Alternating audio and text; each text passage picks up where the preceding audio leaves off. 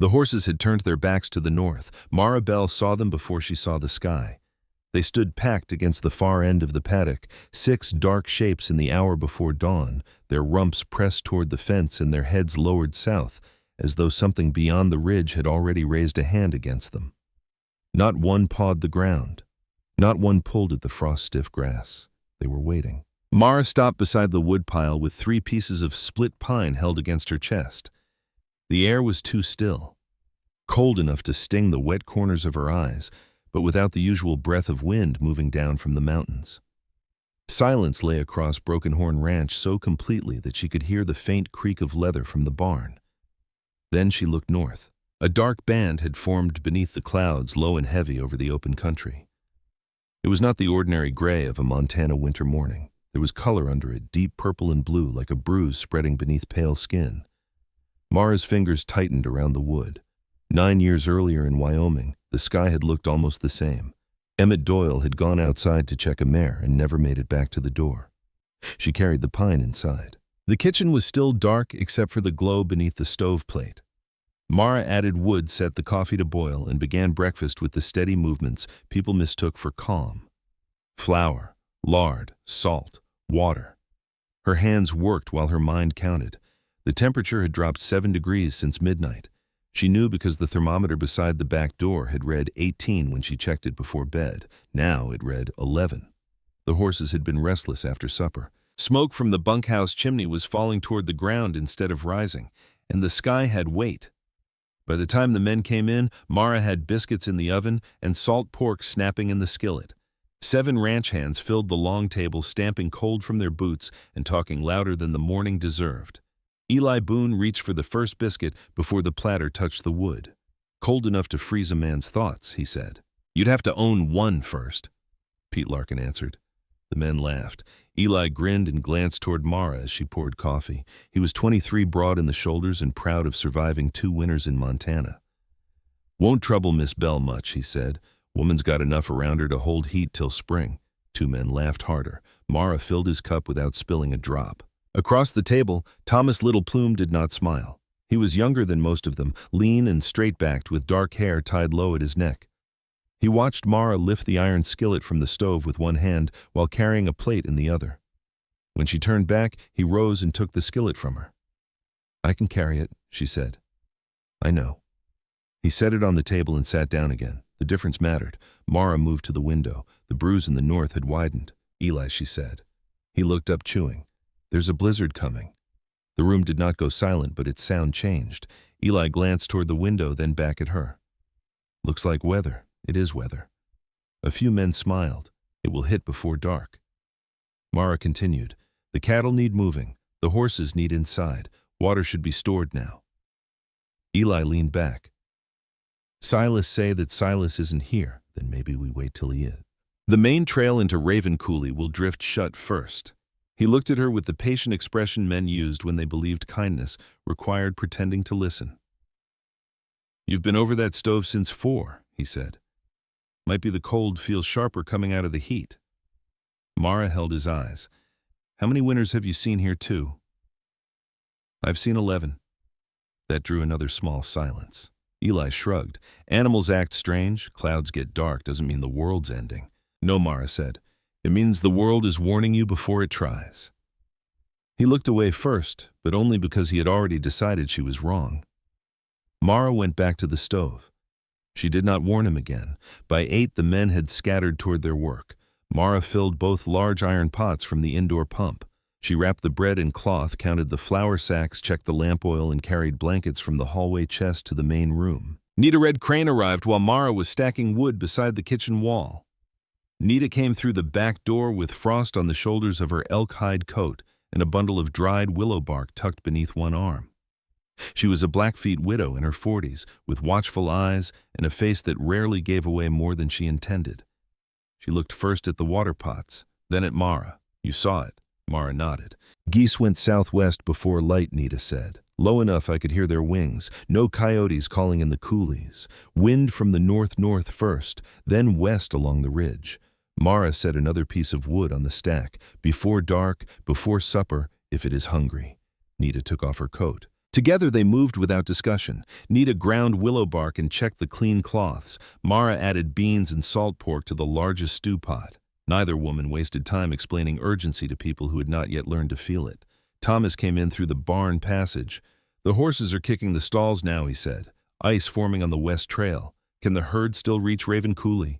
"Not by the usual entrance for long. There's another way." He nodded. "Old Buffalo Trail along the west rise. Narrow, but the ground is higher. Show Silas when he gets back." Thomas studied her face. "You think he'll listen? He has lived long enough to know he can be wrong." At mid-morning, Silas Crowley returned from the south fence line. He was 63 and built like a weathered post, all bone leather and endurance. He stepped through the kitchen door, removed one glove, and stopped. His eyes traveled over the room, filled water pots. Blankets by the hearth, wood stacked indoors, bread wrapped, bandages ready, Nita grinding medicine, Thomas carrying feed toward the barn. "How bad?" he asked. Mara looked at him. "Bad enough to move the cattle now." Silas glanced toward the northern window. "Caleb's still in Fort Benton. He won't be back before it hits. That herd won't move easy in this cold. It'll move harder when it cannot see." Silas said nothing.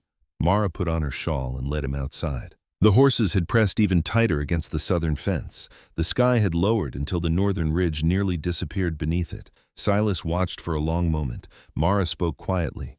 "A storm does not begin when the snow falls. It begins when the land stops behaving like itself." The old foreman's jaw shifted. He looked at Thomas. "You know the West Trail?" "Yes. Can 40 head make it through if we start now?" Silas pulled his glove back on. "Then we start now." What followed was 3 hours of frozen confusion, held together by orders the men believed belonged to Silas. Mara gave the list in the kitchen. Silas carried it outside. Cattle first, horses inside, barn doors roped, north bunkhouse window reinforced, equipment shed roof weighted, feed moved under cover, no man beyond the yard after sundown. The herd fought the move from the beginning. Wind rose in hard, sudden bursts, pushing dust and ice along the ground. By noon, the first grains of snow were striking faces like sand. Thomas led from the west, guiding the cattle toward the old trail. Eli rode the rear. One steer broke from the herd near the coulee gate and charged back toward open country. Mara stood at the gate with both hands on the timber frame. "Move," Eli shouted. "It'll crush you." The steer slammed against the pressure of the herd. Mara planted her boots, leaned her full weight into the gate, and held. The wood groaned. Pain shot through her shoulder. She held anyway. Thomas cut across the steer's path. Silas struck the fence rail with his rope. Eli drove the animal sideways until it turned with the others. For one breathless moment, the entire herd pressed against Mara's gate. Then the cattle moved through. Eli stared at her. The smirk he had worn at breakfast was gone. By 4, every head stood inside Raven Coulee beneath the shelter of the rock walls. At sundown, the blizzard arrived. The ranch vanished in white. Wind screamed beneath the eaves and struck the north wall hard enough to wake men who had not yet fallen asleep. Snow forced itself through every crack. The windows rattled. The fires leaned sideways in their hearths. Inside, Mara kept order. She fed the men thick stew. Nita wrapped Ruiz Calder's injured leg. Thomas checked the barn rope during a brief lull and came back with ice in his hair. Silas slept in a chair with one hand still closed around his coat. Near midnight, Eli sat across from Mara at the kitchen table. "How did you know?" he asked. "The horses, the temperature, the smoke, the sky. I saw all that. You looked at it. You did not pay attention to it." His face tightened. "I'm sorry." Mara studied him. "Do not be sorry because I was right. Be different the next time someone you underestimate speaks." He nodded once. Outside, the storm struck the house like a living thing. Near dawn, the wind weakened enough for the silence between gusts to return. Mara stood at the flour barrel measuring out the morning biscuits when the back door burst inward. A man fell across the threshold. Snow covered his shoulders. Ice hung from his beard. His hands were blue around the reins he had somehow carried inside. Caleb Rourke lifted his head and stared into the warm kitchen. At the fires, the water, the sleeping men, Nita's medicines, Thomas returning from the barn passage, and Mara standing beside the flour barrel as if the night had been difficult but ordinary. The cattle Caleb managed. Raven Coulee, Mara said. Every head. His eyes moved to Silas. Silas did not speak. Mara crossed the room and pushed the door shut against the wind. Caleb kept looking from one face to another, sensing that the ranch had survived because something had happened in his absence that none of them yet knew how to explain. By morning, he would walk into Raven Coulee and see the living herd for himself. Then he would come back asking whose mind had truly held Broken Horn together while the sky tried to tear it apart. At first light, Caleb Rourke rode into Raven Coulee expecting to count carcasses. The storm had weakened, but it had not forgiven the land. Snow still moved in low white sheets across the open ground, filling hoofprints almost as soon as they appeared. His horse picked its way carefully along the western rise ears flattened against the cold. Then the coulee opened beneath him. 40 head of cattle stood crowded between the rock walls, stiff and restless but alive. Their hides were crusted with frost. Steam rose from their backs where the morning light touched them. A few bawled when Caleb approached, more offended than afraid. Thomas Little Plume was already among them, checking legs and eyes, moving with the quiet certainty of a man who knew animals better than he knew conversation. "Any losses?" Caleb asked. "None." Caleb looked at the narrow stone walls shielding the herd from the north. Beyond the coulee, the open pasture had been scoured nearly bare by the wind. Who chose this place? Thomas met his eyes. Mara. The name stayed with Caleb all the way back to the ranch. He found Silas Crowley near the main hearth, turning a tin cup between his hands. The old foreman looked as though he had not slept at all. "Tell me what happened," Caleb said. "What actually happened?" Silas stared into the fire. "Mara saw the storm before sunrise. You believed her, not at first." Caleb waited. Silas lifted his eyes. "Then I looked at the horses." He described the morning plainly. The warnings, the preparations, the cattle, the water, the barn doors, the bunkhouse window, the food and blankets, Thomas's route into the coulee, Nita Red Crane's reading of the wind. Caleb listened without interrupting. "She had the whole thing set in order before I came through the door," Silas said. "I put the words in my own mouth and gave them to the men. Why, you know why." Caleb did. Some men would have frozen to death arguing before they followed a large woman out of a kitchen. Silas's face tightened. "That does not make it right." "No, it made it necessary." Caleb looked toward the kitchen doorway. Mara sat at the long table mending a torn coat sleeve, as if saving the ranch had left her with nothing more urgent than a loose seam. By noon, riders began bringing news from the valley. Henderson's north barn had lost half its roof. 11 cattle had frozen in an exposed pasture. The Patterson place had burst pipes in a flooded root cellar. 2 ranch hands farther east had frostbite. One family had burned a table and 2 chairs after their firewood drifted under 6 feet of snow. Broken Horn had 1 cracked window, a damaged gate hinge and bruised men, nothing else. Caleb waited until the kitchen was quiet. Mara did not look up when he sat across from her. "You knew," he said. "I suspected. You knew enough." She pulled the needle through the coat. "Silas told me everything. That was his choice. He says the plan was yours. The storm did not care whose plan it was." Caleb leaned his arms on the table. "Why did you never tell me what you knew?" Mara tied off the thread carefully. "I told other men before, and they reminded me what I was paid to do." He said nothing. She picked up another torn sleeve. Caleb had spent years believing silence meant contentment. Now he wondered how often it meant injury repeated until a person stopped offering the same part of themselves. "What else have you seen?" he asked. That made her look at him. For a moment neither moved. Then Mara set the mending aside. "The north fence is too close to the creek. When the snowpack breaks, the lower line will go under. How far? 20 yards. Maybe more if spring comes fast." Caleb listened. "The southeast pasture is being grazed too hard," she continued. "The grass grows slower there.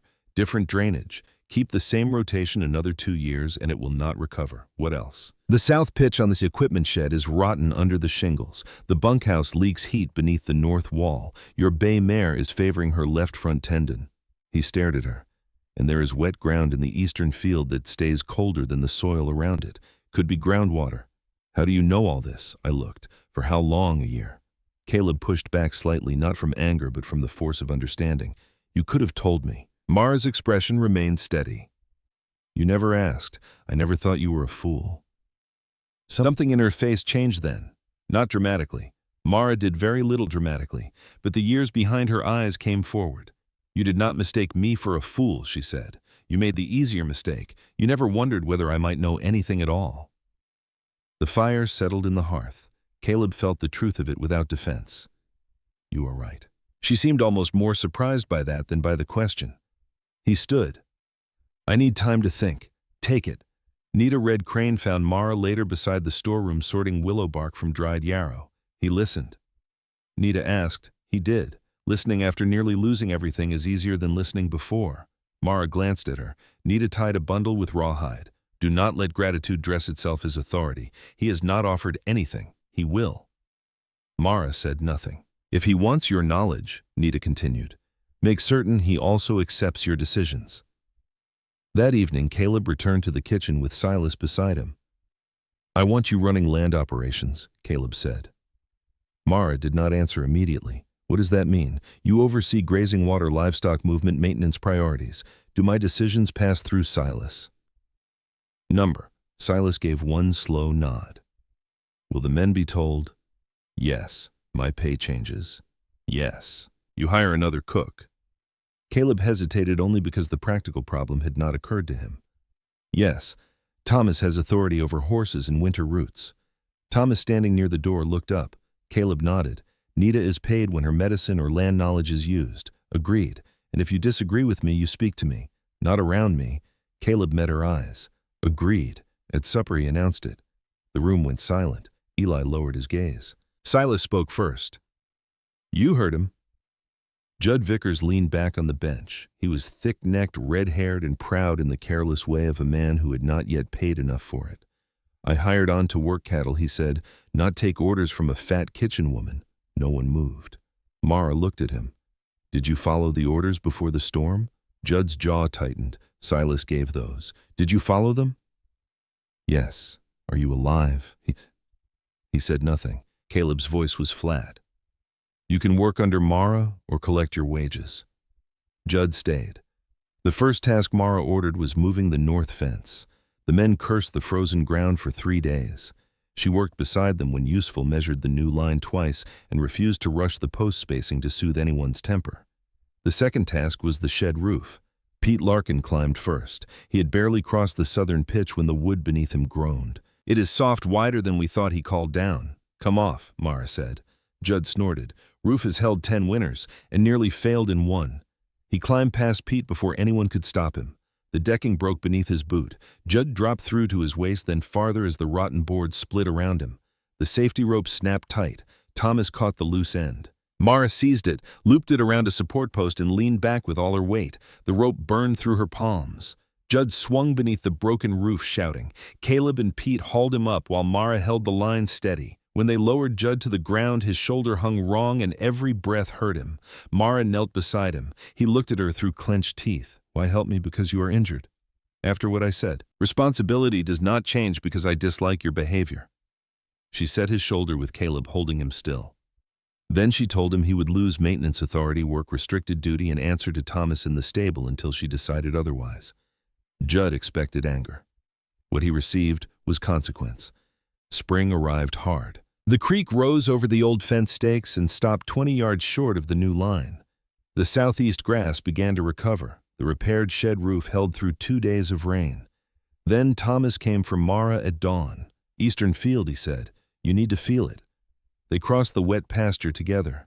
Mara knelt and pressed her palm into the dark soil. Cold rose through it in a narrow line, not meltwater sinking down, water coming up. Caleb authorized a survey that afternoon without asking Silas or any neighboring rancher to confirm her judgment. The surveyor arrived 2 days later. Before he could unload his instruments, hoofbeats sounded from the northern trail. A rider came hard through the mud hat-gone horse lathered white. He nearly fell from the saddle. Crossing washed out, he gasped. Family trapped north of the ridge. 2 drovers with them, 1 man hurt. Mara looked past him. The sky was darkening again. The rider's horse nearly collapsed beneath him. Thomas caught the bridle before the animal went down. Caleb pulled the man from the saddle and Mara knelt in the mud beside him while the dark line above the northern ridge thickened. Who is trapped? She asked. The rider coughed, trying to drag air into lungs burned by cold. Red Crane family, 2 drovers with them. Wagon broke near the crossing. Water took the road. Nita went still, my sister. The rider nodded. Ayanna, both children. Her father, too. Caleb was already reaching for his coat. I'll go. No, Mara said. He looked at her. We decide before we move. The wind shifted. Cold slid across the yard in one sharp breath. Mara studied the sky, then the horses. Their ears were turned north, but they had not yet begun pressing south. The storm was close, though not on top of them. Perhaps 3 hours, 4 if the ridge slowed it. How high is the crossing, she asked. Over the road, the rider said, not over the west bank. Thomas understood before anyone else. The old cut. The rider looked at him. Might still be open. Thomas shook his head. Not the wagon road, the ravine beyond it. Silas came from the barn fastening his coat. That route adds 5 miles. It cuts the wind, Thomas said, and puts them in the low ground if the water rises again. Mara closed her eyes for one brief second. 9 years earlier, Emmett Doyle had gone into a storm because no one stopped him. She remembered the door opening, the white beyond it, the certainty in his young face when he said he would only be gone a minute. They found him after the thaw. Caleb saw something move across her face. You do not have to make this call alone. I know. Are you certain we can reach them? No. The answer surprised Silas. Mara looked again at the ridge. Certainty is not what we have. Nita stepped closer. My sister will keep them alive as long as she can. Mara turned to her. Stay here. Heat blankets. Prepare willow bark dry clothes and something for fever. I should ride. You should be here when we bring them back. Nita held her gaze, then nodded once. Mara faced the others. Thomas leads. Caleb comes. Judd comes. Judd, his shoulders still stiff from the roof fall, looked up from the stable door. Me. You know the northern fence cuts. You are strong enough to walk if someone else needs your horse. Silas frowned. His shoulder will hold if he listens. Judd said nothing, but he went for his coat. Caleb watched Mara saddle her horse. You're afraid, he said quietly. Yes. Then why go? She tightened the cinch. Fear tells you what may be lost. It does not get to decide what kind of person you become. Then she mounted. They rode north beneath a sky closing by the minute. Thomas kept them off the wagon road and led through narrow coulees where the land rose on both sides like dark frozen walls. The route twisted, sometimes doubling back so sharply that Caleb questioned whether they were losing time. Thomas never hesitated. This ground holds, he said. The road does not. Mara followed without argument. Leadership, she had learned, was not speaking most often. Sometimes it was knowing whose knowledge should carry the moment. The first snow began as dry grains against their coats. At the creek, the ordinary crossing was gone. Brown water pushed over the road carrying branches and pieces of fence. Thomas pointed toward a shelf of ice along the west bank. One at a time. He crossed first. Caleb followed. Judd urged his horse onto the ice before Mara could stop him. The surface cracked beneath the front hooves. The horse lunged back, but Judd fell sideways into the water. The current caught him immediately. Thomas threw a rope. Caleb seized the other end, but the ice broke farther beneath his boots. Mara wrapped the rope around her waist, braced both feet against a cottonwood root, and leaned back. The line struck her ribs hard enough to steal her breath. Judd's head vanished once. Then Thomas crawled forward on his stomach, caught the back of Judd's coat, and shouted. Caleb pulled. Mara held. Her boots slid through mud until her heel found stone. The rope cut into her body. Pain spread across her back, but she did not release it. They dragged Judd onto the bank. He lay there coughing river water. Mara ripped open his coat and pulled the wet wool away from his chest. Move your hands, he tried, again. His fingers twitched. She wrapped him in the spare blanket. You walk from here. My horse Caleb leads it. You walk or you freeze. Judd got to his feet. See. They found the trapped group near dusk inside an abandoned line shack with half its roof missing. Ayanna Red Crane stood in the doorway holding a rifle. She lowered it when she saw Thomas. Inside, the air smelled of smoke-wet wool and sickness. A child lay beneath two hides cheeks burning red. An old man sat against the wall with one boot removed, his ankle swollen. One drover's leg bent wrong below the knee. The other fed splinters of wagon wood into a weak fire. Ayanna looked at Mara. You came late. We came before the storm. That will have to be enough. Mara knelt beside the sick child. Fever, cold hands, shallow breath. She needs heat and willow bark. We used the last wood an hour ago. We brought more. They worked without ceremony. Caleb splinted the drover's leg. Thomas checked the horses. Judd stood near the door, pale from cold but still upright. Mara studied the sky through the broken roof. They could not return by the creek. Thomas. The ravine east. Longer, yes. Safer for now. Mara stood. We leave in 10 minutes. The injured drover took Judd's horse. The feverish child rode with Caleb. Ayanna carried her youngest. The old man rode Thomas's second mount. Judd looked at Mara. You meant it. What, that I might have to walk? Yes. He removed his dry gloves and handed them to the old man. The old man took them without speaking. Snow thickened before they reached the ravine. Thomas tied rope between the horses. Visibility shrank to the length of an arm. The old man slipped once, and Mara caught him under the shoulders. His weight struck her knees, but she held him upright until Judd came back to help. They moved slowly. No one complained. Near the final rise, Judd fell behind beside the injured drover's horse. Caleb shouted for him to mount double. Judd shook his head. The horse is carrying enough. It was the first thing he had done that Mara did not need to order. Broken Horn appeared out of the white like a low black shape drawn against the storm. Silas had every lantern lit.